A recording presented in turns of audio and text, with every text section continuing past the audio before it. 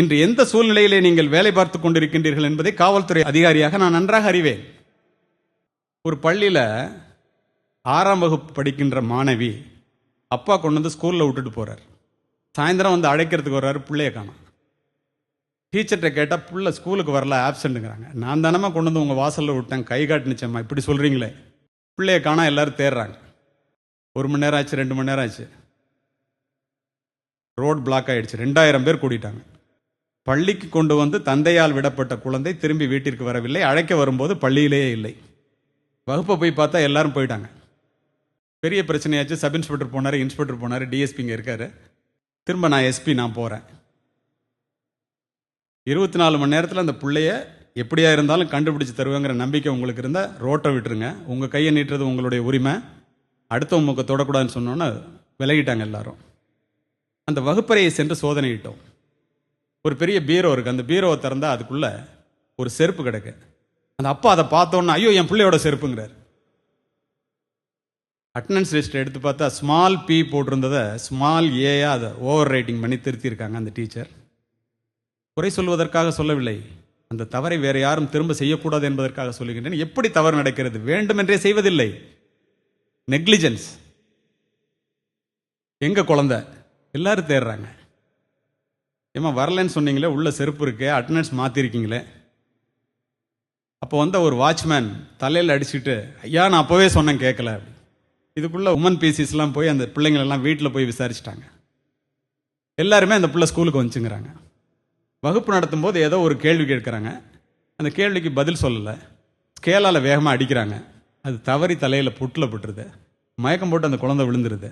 என்ன செய்ய வேண்டும்? ஒரு ஹெட்மாஸ்டர்கிட்ட சொல்லலாம், ஒரு டாக்டர் அழைச்சிட்டு வந்து பார்க்கலாம். இறந்து போயிடுச்சா உயிரோடு இருக்காங்கிறத பார்க்கறது ஒரு ஆசிரியனுடைய கடமை அல்லவா? பீரோக்குள்ளே வச்சு பூட்டிட்டாங்க, பாயில் சுற்றி. கற்பனையில் நினைத்து பார்க்க முடியுமா?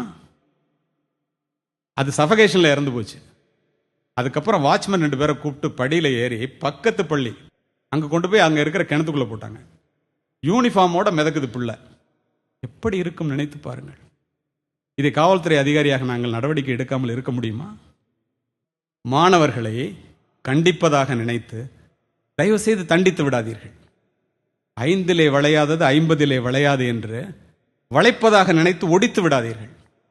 முக்கம்புன்னு உங்களுக்கு தெரியும், வாத்தலை முக்கம்புன்னு சொல்லுவாங்க திருச்சிக்கு பக்கத்தில். ஒரு கேப்டன் வாஸ் மர்டர்டு, மிலிட்ரி கேப்டன். யார் கொலை பண்ணது யாருக்கும் தெரியல.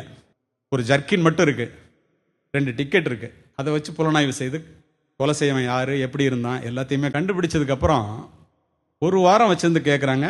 கொலைகாரன் நான் தான் செஞ்சேன்னு சொல்லலை. நான் 1 மணி நேரம் அவன்கிட்ட பேசினதுக்கப்புறம் நான் தான் செஞ்சேன்னு ஒத்துக்கிட்டான். அது எப்போ ஒத்துக்கிட்டான்?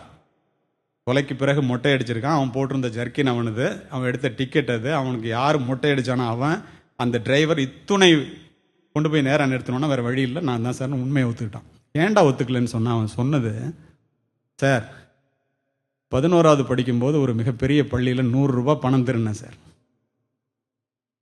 யார் திருடினதுன்னு வாத்தியார் கேட்டார் சார். தப்புன்னு எந்திரிச்சு நான் தான் சார் எடுத்தேன். நேற்று எல்லாரோடையும் சாப்பிட்டேன், நான் ஏழை குடும்பத்துலேருந்து வர்றேன், அந்த பணத்தை என்னால் கொடுக்க முடியல, அவனுக்கு திரும்ப வாங்கி கொடுக்கணும்னு ஒரு ஆசை, எங்கள் அப்பாட்ட காசு இல்லை, நான் தான் எடுத்தேன், மன்னிச்சுங்க சார் அப்படிங்கிற. அத்தனை பேருக்கு முன்னால் பெல்ட்டை எடுத்து பிச்சை எடுத்துட்டார் சார். அன்றைக்கு நான் தெரிந்து கொண்டது, திருடக்கூடாது என்பதல்ல, உண்மை சொன்னால் ஆசிரியர் அடிப்பார் என்பதே. அன்னையிலேருந்து இன்னைய வரைக்கும் உண்மை சொல்றதில்லை சார். இதெல்லாம் சொல்றதுக்கு காரணம், ஒரு மனிதன், ஒரு மாணவன், குறிப்பாக இளைஞர்கள் தான் அவமானப்படுவதை விட தனக்கு வேண்டியவர்களுக்கு முன்னால் அவமானப்பட்டால் அவன் மனதிலே வன்மம் உண்டாகி விடுகிறது. சைக்காலஜிக்கலா அதான்.